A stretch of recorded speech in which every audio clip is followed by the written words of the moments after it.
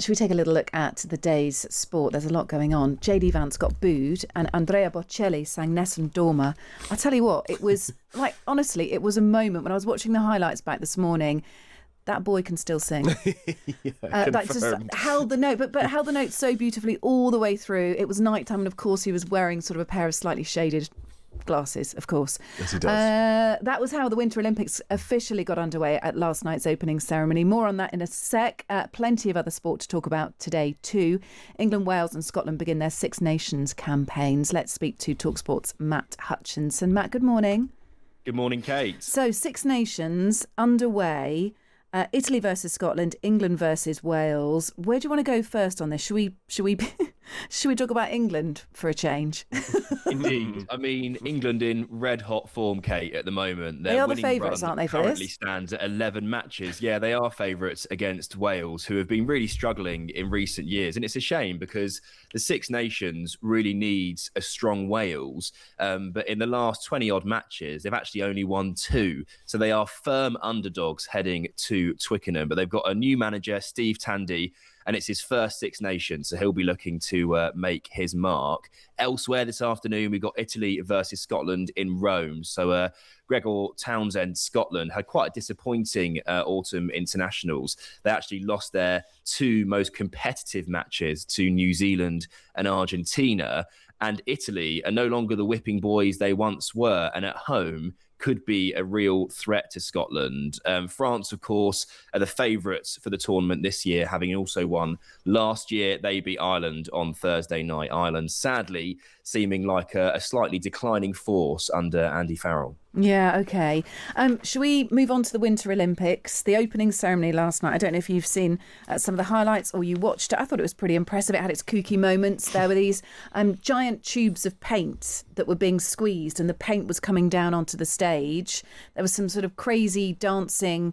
I don't know were they Italian politicians or significant people from Italian history. I never quite got to the end of it. So there was some sort of weird Eurovision type raving caricature people in suits, and then it actually ended beautifully. Like it looked, the golden rings looked absolutely amazing, and of course there are 2 sort of 2 flames there lit, one in Cortina and one in Milan, I think, as well.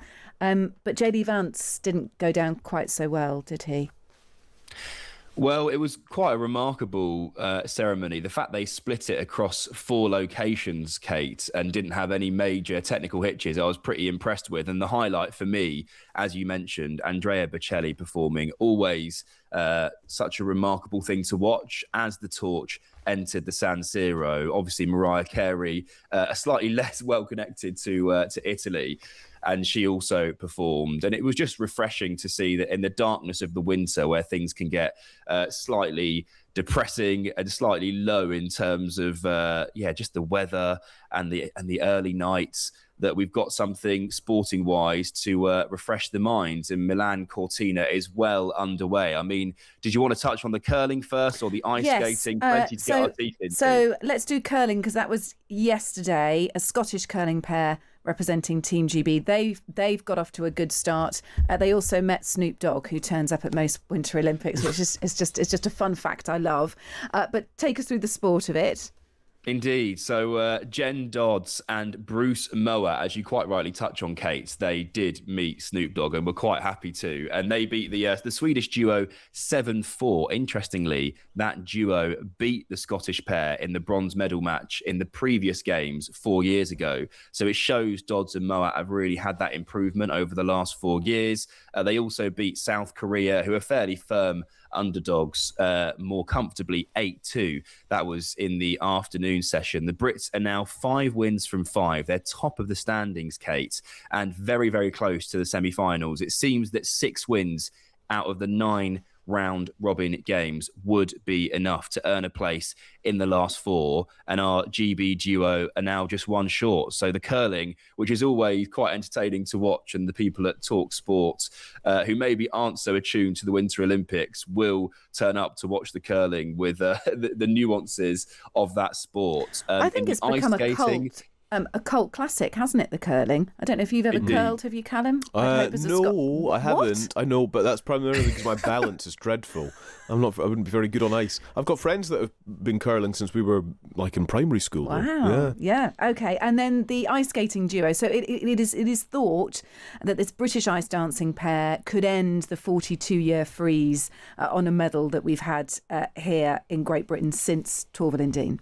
Yeah, perhaps we have the new Torvill and Dean, Kate. I mean, no pressure on Lila Fear and Lewis Gibson. So they actually posted a season best score in their first performance at the Games in Italy. And they did a trademark Spice Girls mix, which was entertaining to watch.